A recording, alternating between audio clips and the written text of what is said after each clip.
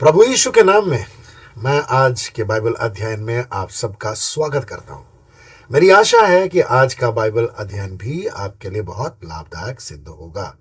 हम प्रार्थना करें। प्यारे पिता परमेश्वर, आपका धन्यवाद। आपने हमसे प्रेम किया है और आपने हमारी सभी आवश्यकताएं पूरी की हैं। आपके अनुग्रह में हम दृढ़ पाए जाते हैं। आपका वचन हमारे पांव के लिए दीपक, हमारे मार्ग के लिए उजाला सिद्ध होता रहा है। सारा आदर सम्मान हम आपको देते हैं प्यारे पिता, क्योंकि आपने हमारे लिए ऐसी सुंदर व्यवस्था की है कि हम आपके वचन के अध्ययन से आत्मिक रूप से उन्नत होते चले जाएं, नैतिक और सामाजिक जिम्मेदारियों को पूरा करने के लिए बलवान होते जाएं। सारी महिमा आपको देते हैं और मांगते हैं यीशु के नाम में। आज की बाइबल स्टडी भी सब लोगों के लिए बहुत लाभदायक सिद्ध होने पाए। मेरी सहायता करें। आप जो चाहते हैं मैं आपके प्रियों को बता सकूं। प्यारे पवित्र आत्मा, अपनी जीव, अपने विचार, अपना हृदय मैं अपने आप को आपके हाथ में सौंपता हूं। लोगों का हृदय भी आज के वचन के लिए, आज की बाइबल स्टडी के लिए खुल जाए और सब लोग आज बहुत अच्छी तरह से वे सारी बातें सीखें जो आप सिखलाना चाहते हैं।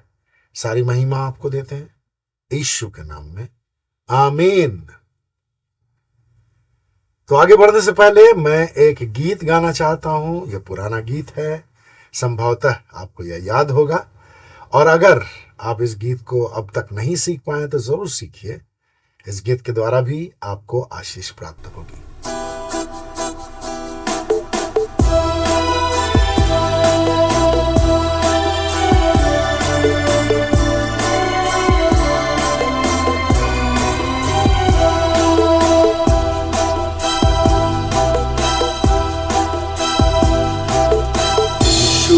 को दे दो अपनी सारी चिंताएं, तुझको वही संभालेगा हर परिस्थिति में। यीशु को दे दो अपनी सारी चिंताएं,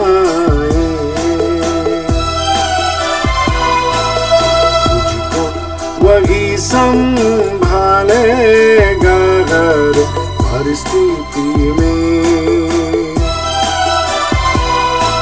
वो फंसता नहीं किसी भी मजबूरी में,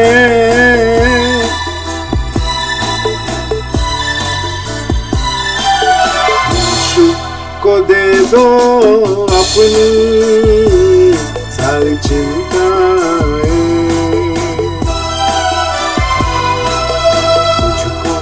वही संभालेगा हर परिस्थिति में।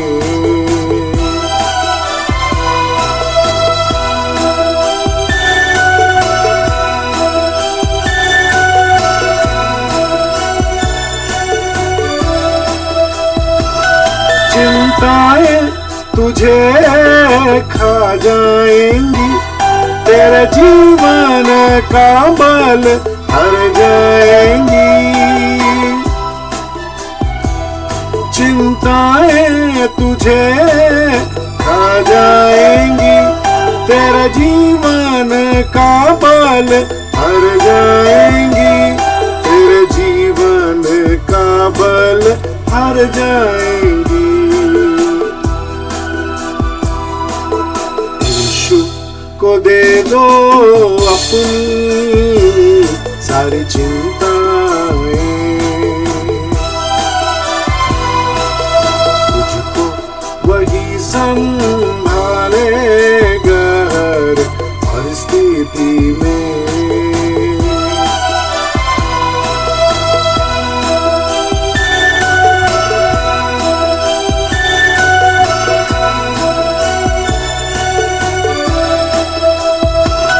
ये शैतान का एक हथियार है, इसे करता तुम्हें वो लाचार है। ये शैतान का एक हथियार है, इससे करता तुझे वो लाचार है, इस करता तुझे वो लाचार है। यीशु को दे दो अपनी सारी चिंताएं, तुझको वही संभालेगा हर परिस्थिति में। यीशु को दे दो अपनी सारी चिंताएं, तुझको वही संभालेगा हर परिस्थिति में। वो फंसता नहीं किसी भी मजबूरी में,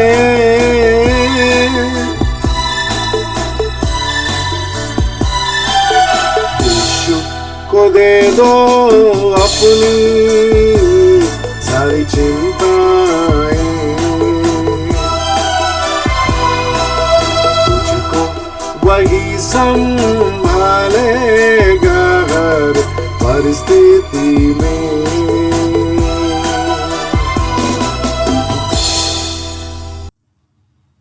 परमेश्वर का धन्यवाद हो कि परमेश्वर हमें आत्मिक यात्रा में लगातार लिए चल रहा है।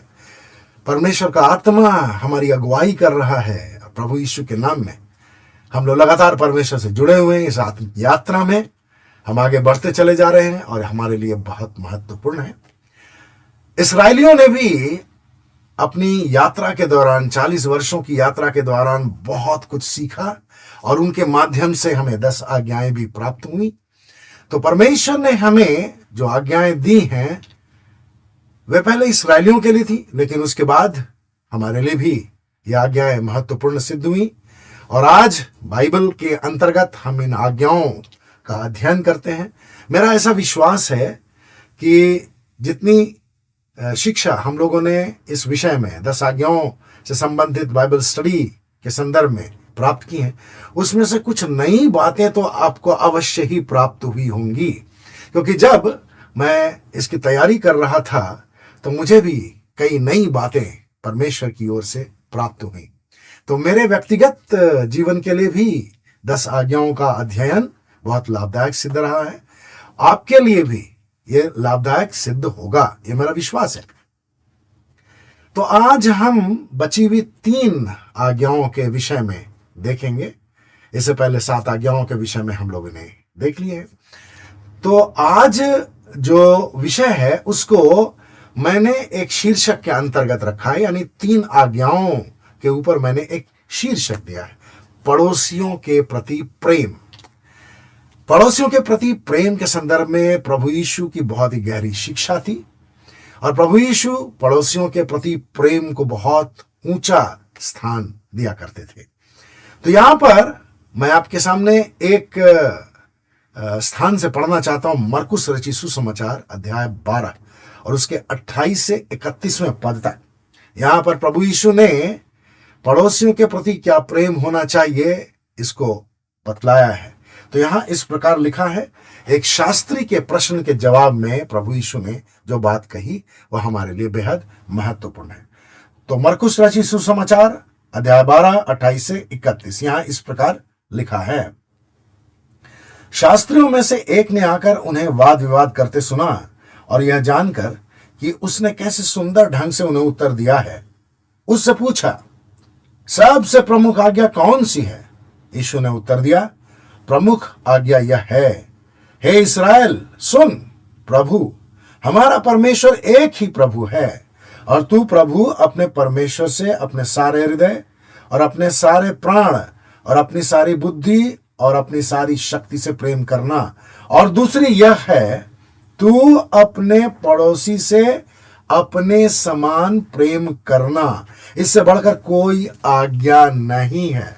तो परमेश्वर का धन्यवाद हो, प्रभु यीशु ने बहुत ही जबरदस्त तरीके से यहां पड़ोसी के प्रति प्रेम के संदर्भ में हमें समझाया है। हम अपने आप को कितना प्रेम करते हैं, अपनी सारी जरूरतों का हम सबसे पहले ख्याल रखते हैं। अपने शरीर की सुरक्षा, और जो आत्मिक हैं वे अपने आत्माओं की सुरक्षा के लिए बड़ी गंभीर होते हैं। अपने आत्मिक जीवन के बारे में वे बड़े गंभीर होते हैं। तो हम अपने आप को सुरक्षित रखना चाहते हैं। दुर्घटनाओं में हम कभी फंसना नहीं चाहते, क्योंकि उससे हमें तकलीफ होती है। तो हमारे लिए यह बड़ी महत्वपूर्ण है कि पड़ोसियों को जो तकलीफ हो उसके प्रति भी हमारा ध्यान जाए, और पड़ोसियों को हमारे कारण किसी भी बुरी परिस्थिति का सामना न करना पड़े। पड़ोसियों को हमारे कारण कोई हानि ना हो, क्योंकि हम अपने आप को हानि नहीं पहुंचाते हैं। इसलिए प्रभु यीशु ने कहा, तो अपने समान अपने पड़ोसी से प्रेम करना। बहुत ही गंभीर बात प्रभु यीशु ने हमें बताई है। मैं लेव्य व्यवस्था अध्याय 19 और उसके 18वें पद को आपके सामने रखना चाहता हूं। वहां इस प्रकार लिखा है, तू अपना बदला न लेना और न अपने जाति भाइयों से वैमनस्य रखना, परंतु अपने पड़ोसी से अपने समान प्रेम रखना। मैं यहोवा हूं। पिता परमेश्वर ने हमें बहुत ही सुंदर तरीके से यह बतलाया है कि क्यों हमें पड़ोसी से प्रेम करना चाहिए। क्योंकि जिसने हमें बनाया है, मुझे बनाया है, मेरे पड़ोसी को ही बनाया है, वो परमेश्वर यहोवा है। अब यह बहुत ही महत्वपूर्ण बात मैं आपके सामने रखना चाहता हूं, जो संभवतः हम लोग जानते हैं कि हमारा पड़ोसी कौन है। मुझे और मेरे परिवार के सदस्यों को छोड़ करके संक्षेप में हम ऐसा समझें तो बड़ी बेहतर होगा। हर कोई हमारा पड़ोसी है, मेरा पड़ोसी है। परिवार के बाहर जो भी व्यक्ति है वो मेरा पड़ोसी है। तो परमेश्वर क्या चाहता है कि हम प्रत्येक व्यक्ति से, समाज में अन्य लोगों के साथ, मोहल्ले में अन्य लोगों के साथ, चर्च में अन्य लोगों के साथ हम बड़े प्रेम पूर्ण व्यवहार रखें, उनके साथ अच्छा संबंध रखें। और अगर हम किसी पड़ोसी से अच्छा संबंध रखते हैं, मेरे हृदय में किसी पड़ोसी के प्रति अगर सम्मान है, तो क्या मैं उसे हानि पहुंचाने की कोशिश करूंगा? क्या मैं उसे हानि पहुंचाने का विचार भी रखूंगा? शायद नहीं। और यही बात परमेश्वर हमारे लिए चाहता है कि हम, चूंकि परमेश्वर की संतान हैं, और जैसा परमेश्वर अपनी किसी भी प्रजा को, अपने किसी भी सदस्य को, अपने परिवार के किसी भी सदस्य को हानि नहीं पहुंचाना चाहता, बुरा नहीं चाहता है, वैसा ही व्यवहार हमारा अपने पड़ोसियों से होना चाहिए। बहुत अच्छी बात है, आसान बात नहीं है, लेकिन परमेश्वर की सहायता से यह कठिन बात नहीं रह जाती है। तो परमेश्वर हमारी सहायता करे कि हम पड़ोसियों के प्रति अच्छा प्रेम भरा व्यवहार रख सकें। परमेश्वर हमारी सहायता करे कि हमारा व्यवहार अन्य लोगों के प्रति स्वर्गीय व्यवहार में बदलता चला जाए। कठिन कार्य है, लेकिन पवित्र आत्मा हमारी सहायता करने के लिए हमेशा तत्पर है।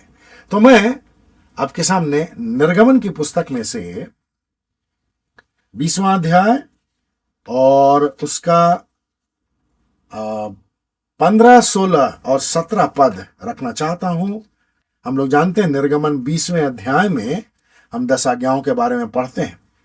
तो इसका 15, 16 और 17वां पद हमें पड़ोसी प्रेम के प्रति आगाह करता है, बतलाता है। मैं यहां पढ़ना चाहता हूं। तू चोरी न करना, तू अपने पड़ोसी के विरुद्ध झूठी साक्षी न देना, तू अपने पड़ोसी के घर का लालच न करना, तू न तो अपने पड़ोसी की पत्नी, न उसके दास, न उसकी दासी, न उसके बैल, न उसके गधे, न अपने पड़ोसी की किसी भी वस्तु का लालच करना। अब ये बड़ी महत्वपूर्ण बात है, और यह हमारे व्यावहारिक जीवन के लिए बहुत ही लाभदायक है। इसलिए हमें इस विषय में थोड़ा गंभीर होकर के सोचना चाहिए। संभवतः इस विषय में बहुत शिक्षाएं आपको प्राप्त हो चुकी हैं, लेकिन हम जब ये समझते हैं कि कोई शिक्षा हमारे लिए बहुत आसान हो गई है, इसको हम बहुत अच्छी तरह से समझ गए हैं, तो हो सकता है कि वहीं हम चूक जाएं। तो इसलिए हमें हर समय सावधान रहने की बहुत ही जरूरत है। तो मसीहों के लिए ये स्वर्गीय विधियां हैं। परमेश्वर ने हमें 10 आज्ञाओं के तौर पर बहुत ही महान विधियां दी हैं, स्वर्ग से विधियां प्रदान की हैं। प्रभु को जानने वालों के लिए तो महत्वपूर्ण हैं, लेकिन जो लोग प्रभु को नहीं जानते हैं उन लोगों के लिए भी वे महत्वपूर्ण, यद्यपि वे इसके बारे में बहुत नहीं जानते हैं और इन पर विचार भी नहीं करते। लेकिन कुछ लोग हैं जो नैतिक आधार पर इन 10 आज्ञाओं में से कई बातों को बहुत ज्यादा पसंद करते हैं। लेकिन हम आज पड़ोसी प्रेम के प्रति गंभीर होकर के इस बाइबल अध्ययन को आगे बढ़ाएंगे। अब चोरी एक बड़ा ही सामान्य सा शब्द है और हम लोग इसके विषय में मालूम नहीं कितने गंभीर हैं, लेकिन कई दफा ऐसा होता है कि यह शब्द हमारे जीवन से बहुत अधिक जुड़ा हुआ होता है। इसके विषय में हम बहुत कुछ जानते हैं, लेकिन फिर भी हम इसके प्रति गंभीर नहीं रहते। क्यों मैं ऐसा कह रहा हूं, मैं इसको आपके सामने प्रस्तुत करना चाहता हूं। सबसे पहले निर्गमन अध्याय 22 और उसका पहला पद मैं पढ़ना चाहता हूं। यदि कोई मनुष्य बैल या भेड़ चुराए और उसे घात करे या बेच दे, तो वह उस बैल के बदले 5 बैल और उस भेड़ के बदले 4 भेड़ें दे। अब मुझे ऐसा प्रतीत हो रहा है, मालूम नहीं आपको कैसा प्रतीत हो रहा है, लेकिन मुझे ऐसा प्रतीत हो रहा है कि इस्राएलियों के बीच में चोरी की आदत बहुत सामान्य रही होगी। जब वे मिस्र में रहे होंगे और जब वे मिस्र से बाहर निकले होंगे, तब उनकी जो संपत्तियां थीं एक दूसरे के साथ जुड़ी हुई रहती थीं। गाय, बैल, भेड़, बकरी, मुर्गी, बत्तख वगैरह वगैरह जो वे लेकर के साथ चले होंगे, उनमें से कई लोगों के घरों में कभी कभी एक दूसरे की मुर्गी या बकरी या भेड़ आ जाए, ये बड़ी साधारण बात रही होगी। मोहल्ले में कभी कभी ऐसा होता है। तो मुझे ऐसा लगता है कि इस्राएलियों के जीवन में परमेश्वर ने यह कमी जरूर देखी होगी कि वे जाने या अनजाने अपने पड़ोसी की वस्तुओं को अपने पास रख लिया करते रहे होंगे, और इसलिए परमेश्वर ने यह विधि दी कि तू चोरी न करना। गाय, बैल, भेड़, बकरियों की चोरी की समस्या तो शहर में संभवतः नहीं है, लेकिन ग्रामीण क्षेत्रों में अभी भी यह समस्या बनी हुई है। लेकिन हाँ, शहरी क्षेत्रों की बात करें तो रुपए पैसे की चोरी काफी आम बात है। कई बार तो ऐसा होता है कि चर्च की जो मीटिंग्स होती हैं, चर्च का जो मंथली मीटिंग होता है या फिर एनुअल मीटिंग होता है, उसमें एक मुद्दा तो ये रहता ही रहता है कि पैसे का इस्तेमाल किस प्रकार किया, खर्च का ब्यौरा लोग चाहते हैं कि सही तरीके से उन्हें दिया जाए। और कई दफा कई चर्च कमेटी में ये बात सामने आती है और लगातार कई महीनों तक, सालों तक ये समस्या बनी रहती है कि चर्च के पैसे का घपला किया जा रहा है, उसका हिसाब ठीक से नहीं दिया जा रहा है। खैर, चर्च में भी ये बात है, परिवार में भी ये बात होता है। कई परिवारों में तो पति अपनी पत्नी को हिसाब किताब नहीं देता है। कई परिवारों में ऐसा भी देखा जाता है कि पत्नी भी अपने पति को पूरा हिसाब किताब नहीं देती है। और माता पिता अपने बच्चों को कुछ सामान खरीदने के लिए अगर भेजते हैं तो वहां भी बच्चे अपने माता पिता के कार्यों का अनुसरण करते हैं, वे भी पूरा हिसाब नहीं देते हैं। तो कई परिवारों में ऐसा होता है, कभी कभी हो जाना सामान्य बात है। लेकिन अगर ये अभ्यास है तो इसका मतलब क्या हुआ, चोरी का अभ्यास घर से ही हो रहा है। तो चोरी का अभ्यास अगर घर से हो रहा है तो अड़ोस पड़ोस की बात तो बेमानी हो गई। इसलिए हमें अपने घरों में इस विषय में बहुत ही विशेष पारदर्शिता रखनी चाहिए, पति और पत्नी के बीच में, माता पिता और बच्चों के बीच में, ताकि परिवार के किसी सदस्यों के अंदर में चोरी एक सामान्य घटना के रूप में उनके हृदयों में घर न कर जाए, ताकि उनको लगे कि ये बहुत ही सामान्य बात है, आम बात है, हर परिवार में होता है, थोड़ा बहुत हेरा फेरी तो हम लोग कर लेते हैं। लेकिन हमें इस बात पर बहुत ही गंभीर होना है कि हमारा परमेश्वर छोटी से छोटी हेरा फेरी को भी चोरी के रूप में देखता है। कई बार ऐसा होता है कि मसीही संस्थाओं में और सामाजिक संस्थाओं में या फिर सुसमाचार प्रचार की संस्थाओं में भी पैसों से संबंधित बातचीत में पारदर्शिता नहीं रखी जाती है और वहां पर पैसों के कारण संस्थाएं टूट जाती हैं, अनबन हो जाता है और इस प्रकार बहुत तरह की समस्याएं खड़ी हो जाती हैं। कई मसीही कॉलेज, स्कूल, अस्पताल और मसीही संस्थानों में पैसों की हेराफेरी देखी जाती है और बहुत सारे संस्थान इसी कारण बदनाम भी हो जाते हैं। कई बार मसीही परमेश्वर को दान देने के संदर्भ में भी हेराफेरी कर लेते हैं। जितना दान उनको देना चाहिए उतना दान वे नहीं देते हैं।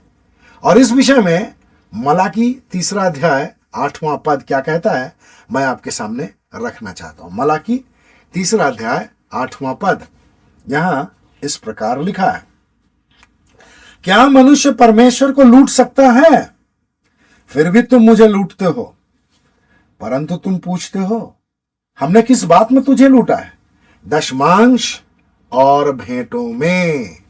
तो मसीहियों के अंदर जो चोरी का स्वभाव है वो पाया जाता है।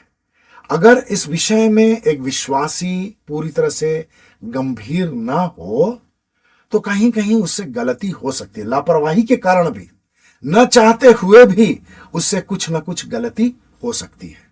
तो इस विषय में हमें प्रार्थना करना चाहिए कि परमेश्वर हमारी सहायता करे और हमें लापरवाही से बचाए और अनजाने में हम जो काम नहीं करना है वो ना करें। पड़ोसी के प्रति, अपने परिवार के किसी सदस्य के प्रति या चर्च के प्रति, चर्च के किसी सदस्य के प्रति या परमेश्वर के प्रति हम कोई ऐसा कार्य ना करें, विशेष रूप से आर्थिक क्षेत्रों से संबंधित कार्य जो चोरी के संदर्भ में परमेश्वर की दृष्टि में गलत हो। तो कई दफा दान देने के संदर्भ में भी चोरी की जाती है। कई बार तो ऐसा भी सुनने को मिला है कि सुसमाचार सभाओं के दौरान कई लोग जो दान मिलता है उसको गिनने के समय कुछ ना कुछ अपने पॉकेट में डाल लेते हैं। ऐसा होता है, मालूम नहीं आपने सुना है कि नहीं सुना है, लेकिन मैंने देखा तो नहीं है, लेकिन जो लोग परमेश्वर से प्रेम करते हैं उनके मुंह से कभी कभार मुझे इस प्रकार की बातें सुनने को मिली है।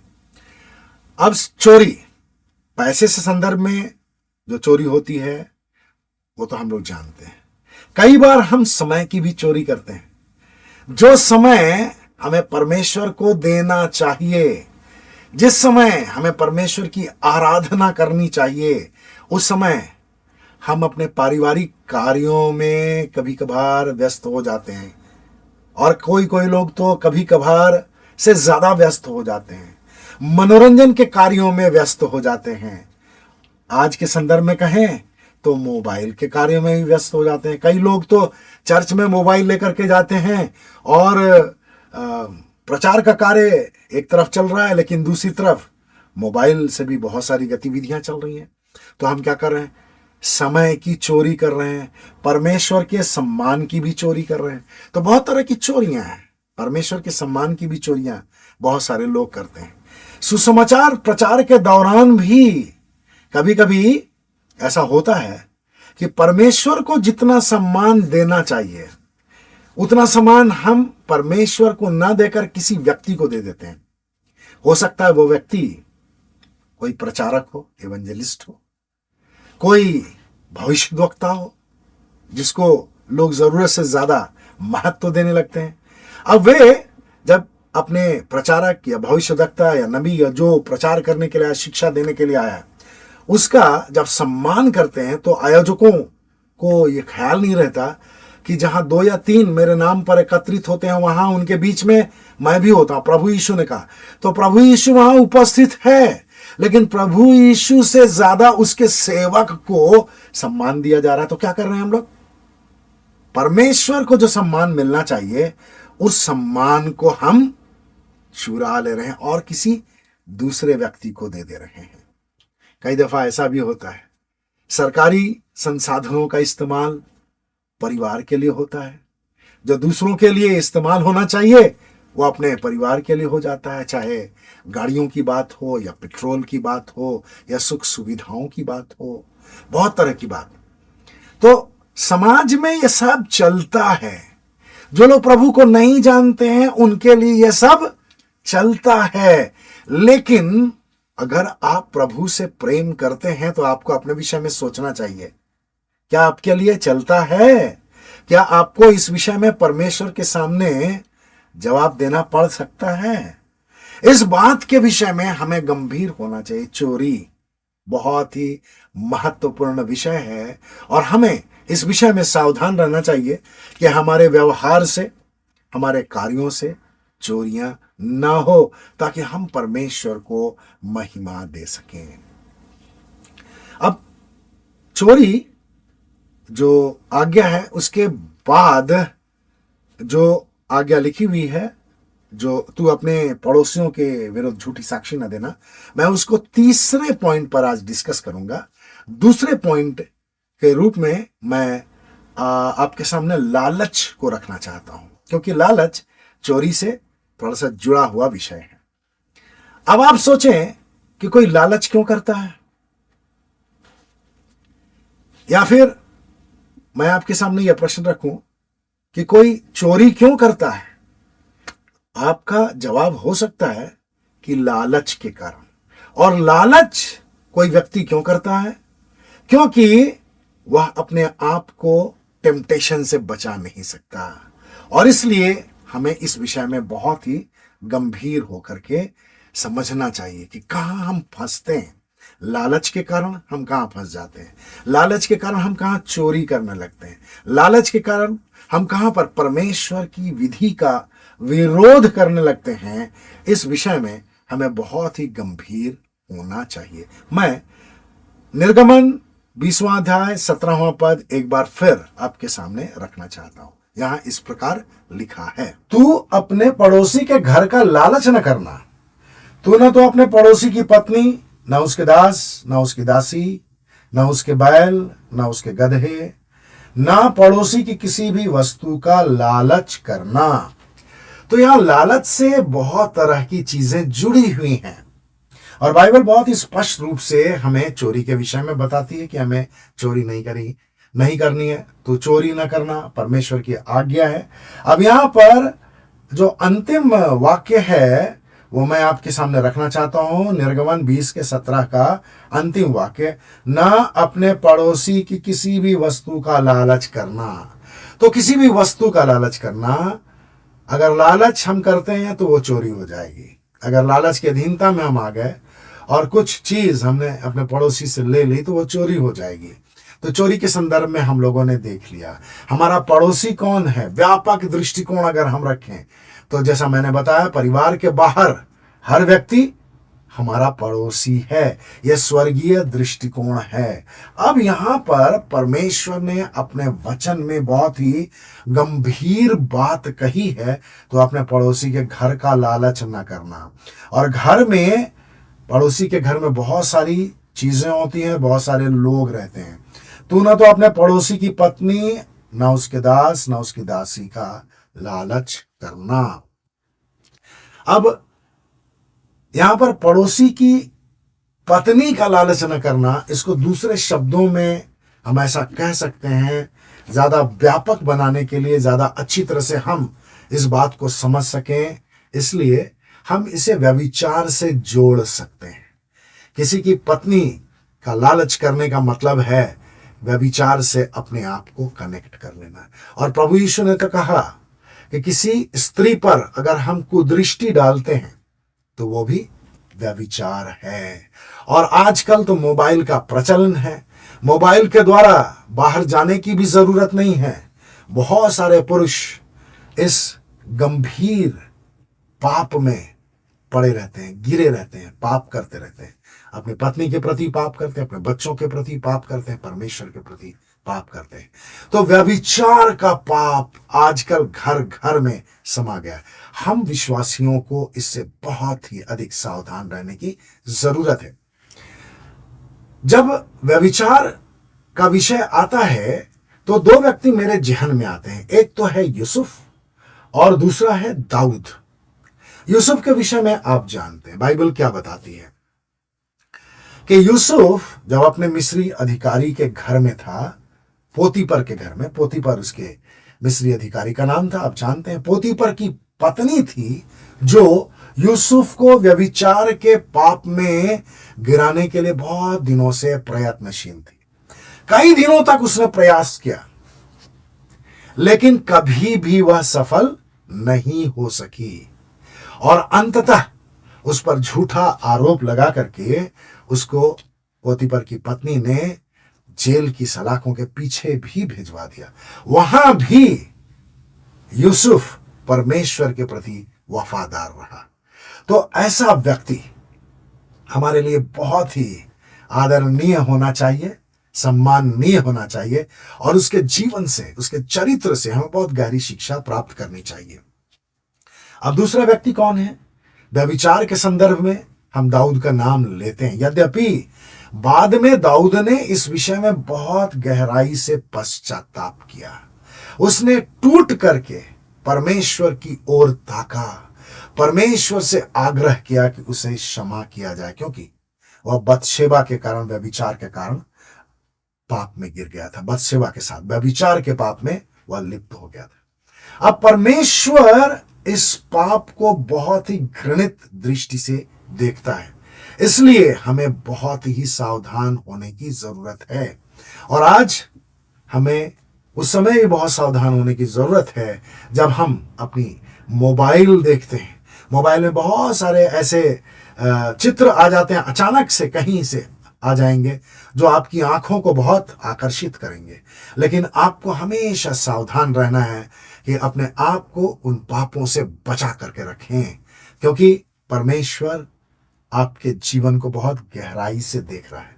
और जब हम अपनी आत्मिक यात्रा में आगे बढ़ते जा रहे हैं, हमारे लिए जरूरी है कि हम परमेश्वर के प्रति अपने आप को पवित्र बना करके रखें, क्योंकि हमें परमेश्वर के समक्ष खड़ा होना है। हम इस विषय में दूसरों से उत्साहित ना हो, अपने मित्रों से उत्साहित ना हो। जो मित्र प्रभु को नहीं जानते हैं, उनके व्यवहार से और वे मोबाइल में क्या देखते हैं, क्या पढ़ते हैं, इन बातों से हमें प्रभावित होने की जरूरत नहीं है, क्योंकि उनको नहीं मालूम है कि परमेश्वर के सामने उनकी क्या स्थिति होगी। लेकिन जो लोग प्रभु से प्रेम करते हैं, उनको मालूम है कि उनकी क्या स्थिति हो सकती है अगर वे प्रभु के प्रति गंभीर न रहे, तो इसका परिणाम क्या हो सकता है यह हम जानते हैं। तो जो व्यक्ति परिणाम पर विचार किए बगैर कोई कार्य करता है, तो उसको हानि उठानी पड़ सकती है। यह बात बहुत ही सामान्य बात है, बहुत ही समझदारी की बात है और बहुत ही गंभीरता की बात है। इसलिए इस विषय में हमें बहुत गंभीर होना चाहिए। अब मैं आपके सामने नीति वचन अध्याय 6:32 को रखना चाहता हूं। वहां इस प्रकार लिखा है, परंतु जो परस्त्रीगमन करता है वह निरामूर्ख है, जो अपना विनाश चाहता है वही ऐसा करता है। बहुत ही स्पष्ट रूप से परमेश्वर का वचन हमें व्यभिचार के विरुद्ध स्थिर और दृढ़ रहने के लिए प्रेरित करता है। परमेश्वर चाहता है कि हम व्यभिचार के पाप में किसी भी हालत में ना गिरें। अब ऐसा है कि आजकल जितना अधिक हम आधुनिक होते जा रहे हैं, एक समस्या हमारे सामने और भी खड़ी होती जा रही है। पहले तो पुरुषों के अंदर में ये पाप बहुत ज्यादा पाया जाता था, लेकिन अब प्रगतिशील समाज के नाम पर बहुत सारी स्त्रियों के अंदर में भी यह पाप बहुत ही प्रकट रूप में दिखाई देने लगा है। और इसलिए जो बहनें हैं, प्रभु से प्रेम करने वाली हैं, उनको अपनी पवित्रता के विषय में पहले से बहुत ही गंभीर होना चाहिए। इस विषय में वे लगातार प्रार्थना करते रहें, चाहे स्त्री हो या पुरुष। व्यभिचार के पाप में कोई भी गिर सकता है, और इसलिए हर विश्वासी को इस विषय में गंभीर होकर के प्रार्थना करनी चाहिए कि वह इन पापों से बचा रहे। और परमेश्वर प्रार्थना का उत्तर देने वाला परमेश्वर है। हमें पहले से ही प्रार्थना करनी चाहिए, यह नहीं कि जब आग लग जाए तो हम कुआं खोदने लगे। नहीं, हम पहले से ही अपने आप को परमेश्वर के सामने पवित्र करके इन पापों से बचे रहने के लिए परमेश्वर की सामर्थ्य प्राप्त करते रहे। यह बहुत अच्छा है और परमेश्वर की दृष्टि में यह उचित भी है, ताकि वह पहले से हमारी रक्षा करने के लिए सक्रिय रहे, क्योंकि हमने पहले से प्रार्थना कर ली है। अब मैं आपके सामने नीतिवचन 7 और उसका 23वां पद भी रखना चाहता हूं। यहां लिखा है, अंत में उस युवक का कलेजा तीर से बेधा जाएगा, यानी जो परस्त्रीगमन करता है, जो व्यभिचार का पाप करता है। अब यहां युवक लिखा हुआ है, लेकिन व्यक्ति के तौर पर अगर हम देखें तो और ज्यादा सटीक होगा। अंत में उस व्यक्ति का कलेजा तीर से बेधा जाएगा। वह ऐसे पक्षी के समान है जो वेग से जाल की ओर जाता है और नहीं जानता कि उसे अपने प्राणों से हाथ धोना पड़ेगा।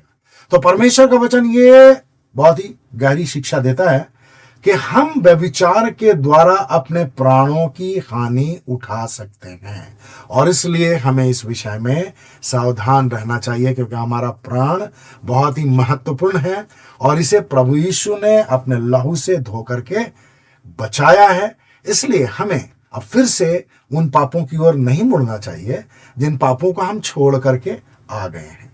तो लालच के कारण बहुत तरह के पापपूर्ण कार्य होते हैं, चोरियां होती हैं, व्यभिचार का पाप भी लालच के कारण होता है, और इसी कारण हमारे देश में इतना व्यभिचार है।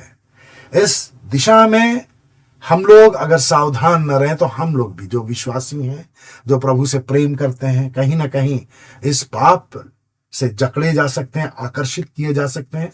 अतः हमें बहुत ही सावधान होना है, अपनी यात्रा में लगातार आगे की ओर बढ़ते जाना है। स्वर्गीय देश हमारे दिमाग से कभी उतरना नहीं चाहिए। परमेश्वर के सामने हमें खड़ा होना है, यह बात हमें भूलनी नहीं चाहिए। हमारे देश में इसी कारण, लालच के कारण भ्रष्टाचार है, रिश्वतखोरी है, और हमारे देश में क्या आलम है यह सब जानते हैं। इस विषय में बहुत ज्यादा बोलने की जरूरत नहीं है, लेकिन हाँ, मैं आपके सामने याकूब की पत्री में से पहला अध्याय 14 और 15 पद पढ़ना चाहता हूं। बाइबल वहां इस प्रकार बताती है, परंतु प्रत्येक व्यक्ति अपनी ही अभिलाषा द्वारा खींचकर व फंसकर परीक्षा में पड़ता है। जब अभिलाषा गर्भवती होती है तो पाप को जनती है, और जब पाप हो जाता है तो मृत्यु को उत्पन्न करता है। कैसे कोई व्यक्ति पाप में गिर जाता है, इस बात को याकूब ने बहुत ही स्पष्ट शब्दों में हमारे सामने रखा है। अब अभिलाषा कब हमारे जीवन में गर्भवती होती है? अगर परमेश्वर के प्रति प्रेम हमारे अंदर में बहुत गहराई तक है तो कोई अभिलाषा हमारे अंदर आ नहीं सकेगी जो हमें पाप में गिरा दे। संसार के प्रति अभिलाषा, सांसारिक वस्तुओं के प्रति, सांसारिक व्यक्ति के प्रति अभिलाषा, धन हो या कोई पद हो या कोई प्रतिष्ठा, कोई भी अभिलाषा क्यों ना हो, अगर हम परमेश्वर के प्रेम में गहराई से उतरे हुए हैं, परमेश्वर का प्रेम हमें अगर संतुष्ट कर रहा है, हमने परमेश्वर के लिए अपना हृदय इस प्रकार खोल रखा है कि परमेश्वर का प्रेम हमें हर परिस्थिति में संतोष प्रदान करे, तो कोई भी आकर्षण हमारे ऊपर हावी नहीं हो सकता, कोई भी अभिलाषा हमारे ऊपर हावी नहीं हो सकती। और अगर परमेश्वर का वचन हमारे हृदय में जीवंत है तो हम परमेश्वर के वचन के अधीनता में इतनी सामर्थ्य पा सकते हैं कि किसी भी अभिलाषा का प्रतिकार कर सके, किसी भी आकर्षण का हम इनकार कर सकें। इसलिए जरूरी है कि हम इस विषय में प्रार्थना करें कि संसार की अभिलाषा हमारे ऊपर प्रबल न होने पाए, बल्कि परमेश्वर का प्रेम हमारे ऊपर इतना प्रबल होता चला जाए कि संसार की अभिलाषाओं के लिए कोई जगह ही बाकी ना रहे। तो परमेश्वर का धन्यवाद हो। निर्गमन 20वां अध्याय 15 और 17वां पद के आधार पर पड़ोसी प्रेम हमने समझ लिया है। अब 16वां पद को मैं आपके सामने रखना चाहता हूं, जिसमें परमेश्वर ने यह आज्ञा दी है कि तू झूठी साक्षी न देना। पड़ोसी के प्रति कोई झूठी साक्षी हमें नहीं देनी। इसके बारे में मैं आपके सामने थोड़ा विचार प्रस्तुत करना चाहता हूं, कैसे हम किसी के प्रति झूठी साक्षी देते हैं। अब जो हमारा नेक्स्ट डोर नेबर है वो तो ठीक है, हो सकता है उसके साथ हमारा संबंध अच्छा हो, लेकिन समाज के अन्य लोगों के साथ जिनके साथ हमारा संबंध मधुर नहीं है, या फिर केवल जान पहचान है, या फिर हम चर्च के बहुत सारे सदस्यों को तो जानते नहीं हैं व्यक्तिगत रूप से। अगर कांग्रीगेशन बड़ा हो तो हम लोग नाम से तो सब लोगों को नहीं जानते, भले ही चेहरा से जान जाएं। सब लोगों को अपने सामने रख करके हमें यह समझना है, तो झूठी साक्षी न देना। ऑफिस में काम करने वाला कोई व्यक्ति आपका पड़ोसी हो सकता है, कोई व्यक्ति जो आपके लिए उतना महत्वपूर्ण नहीं है वो भी आपका पड़ोसी हो सकता है, जो दुकानदार आपकी आवश्यकताओं को पूरा करता है वह भी आपका पड़ोसी है। और इसी प्रकार हम बहुत सारे व्यक्तियों से जुड़े रहते हैं, तो हम किसकी निंदा करते हैं? जिनको हम जानते हैं थोड़ा बहुत व्यक्तिगत रूप से, जिनको हम नाम से नहीं जानते हैं उनके विषय में हमें क्या लेना देना। जिनके चेहरे से हम अपरिचित हैं उनकी निंदा हम क्यों करेंगे? ये सामाजिक, ये सरोकार की बातें हैं। और इस तरह हम लोग क्या करते हैं, कभी कभी झूठी साक्षी दे देते हैं। झूठी साक्षी का मतलब क्या हो गया? किसी के प्रति कोई भी बुरी बात कहना वो झूठी साक्षी है। अगर मेरा आपसे घनिष्ठ परिचय नहीं है, मैं आपको नहीं जानता हूं, फिर भी मैं आपके विषय में कुछ बातें कहता हूं जो गलत हैं, तो झूठी साक्षी हो गई। आप मेरे बहुत करीब आ गए, मैं आपको बहुत अच्छी तरह से जानता हूं, लेकिन फिर भी दूसरों के समक्ष मैंने आपके विषय में कुछ कहा, तो यह झूठी साक्षी हो जाएगी। तो समाज में तो ये काम चलता रहता है। यह तौर तरीका तो बहुत ही पुराना तौर तरीका है। बहुत सारे लोग आपसे बहुत मीठी मीठी बातें करेंगे, और आप जब उसको उसके सामने अपने हृदय की बातें प्रकट कर देंगे तो अगले के सामने वे आपकी हंसी उड़ाएंगे। तो सामाजिक तरीके से तो ये काम चलता ही रहता है, राजनीतिक तरीके से ये काम चलता रहता है, सामाजिक संस्थाओं में, सरकारी संस्थाओं में ये कार्य बहुत ही आम बात समझे जाते हैं। लेकिन क्या मसीहियों को ऐसा करना चाहिए?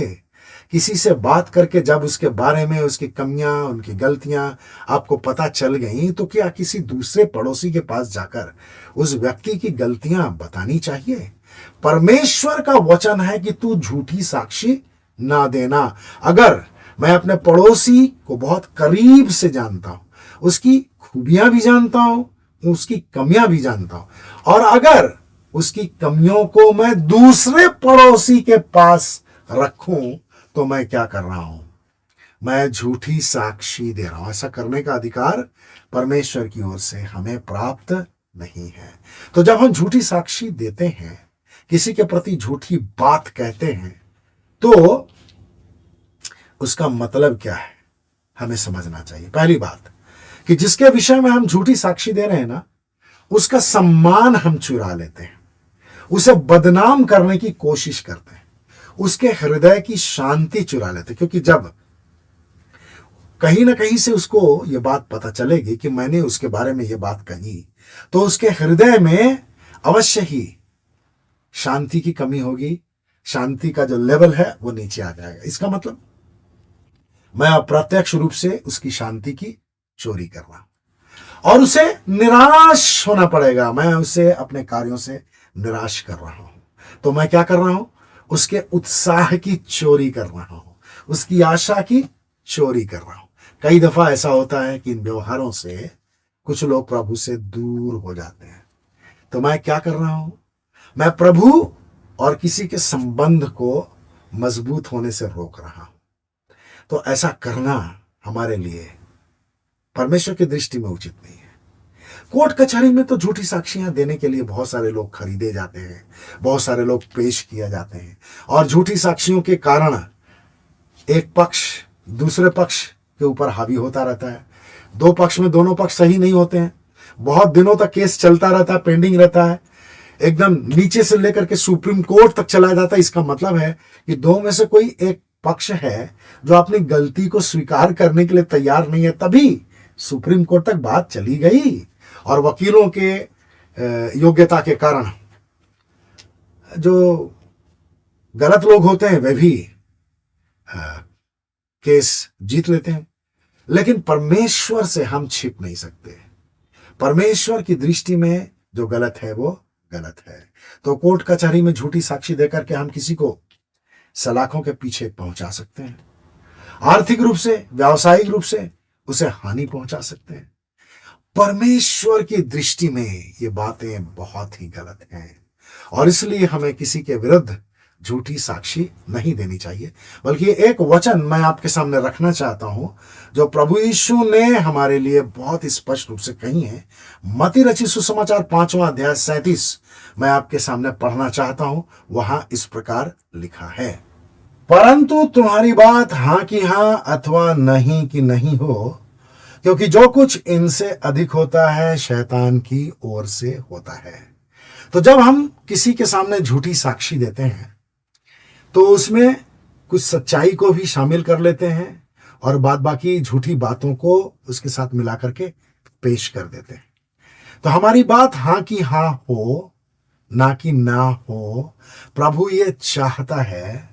और जब हम ऐसा करने का अभ्यास करने लगेंगे तब हम किसी के विरुद्ध झूठी साक्षी नहीं देंगे। सामान्य शब्दों में किसी की आलोचना नहीं करेंगे, किसी की निंदा नहीं करेंगे, किसी के बारे में झूठी बात नहीं कहेंगे और इस तरह परमेश्वर को हमारे व्यवहार से बड़ी महिमा प्राप्त होगी।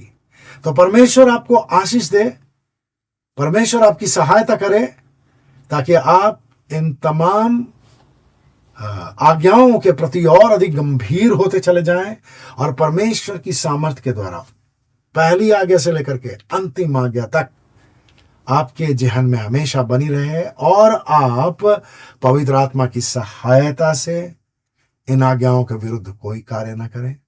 परमेश्वर आपको आशीष दे। हम प्रार्थना करें। अत्यंत महान जीवित और सर्वशक्तिमान परमेश्वर, हम आपको धन्यवाद का बलिदान चढ़ाते हैं क्योंकि आपने हमसे बहुत प्रेम किया है और इसलिए आपने हमें इतनी गहरी शिक्षाएं प्रदान की हैं। हम आपको सारा आदर देते हैं। प्यारे पवित्र आत्मा, आपकी सहायता चाहते हैं। आप हमारी सहायता कीजिए ताकि हम 10 आज्ञाओं के प्रति गंभीर पाए जाएं और अपनी किसी भी अयोग्यता के कारण इन आज्ञाओं के विरुद्ध कार्य न करें। हमारी सहायता करें, हमारे हृदय में आपका वचन कार्य करे, हमें सामर्थ्य प्रदान करे ताकि परमेश्वर की दृष्टि में हम पवित्र पवित्र पवित्र जीवन व्यतीत करने वाले ठहरें। केवल हम शब्दों के द्वारा नहीं बल्कि अपने व्यवहार के द्वारा भी पवित्रता प्रकट करें। हम बड़े ही निर्बल और लाचार लोग हैं प्यारे पिता। प्रभु यीशु के नाम से मैं मांगता हूं एक एक श्रोता के लिए हर कोई विश्वास में दृढ़ होता जाए, 10 आज्ञाओं के संदर्भ में और अधिक गंभीर होता जाए, आत्मिक यात्राओं के विषय में और अधिक गंभीर होता जाए। कोई भी ऐसा कार्य उनके व्यवहार में नजर ना आए जो आपकी इच्छा के विरुद्ध है।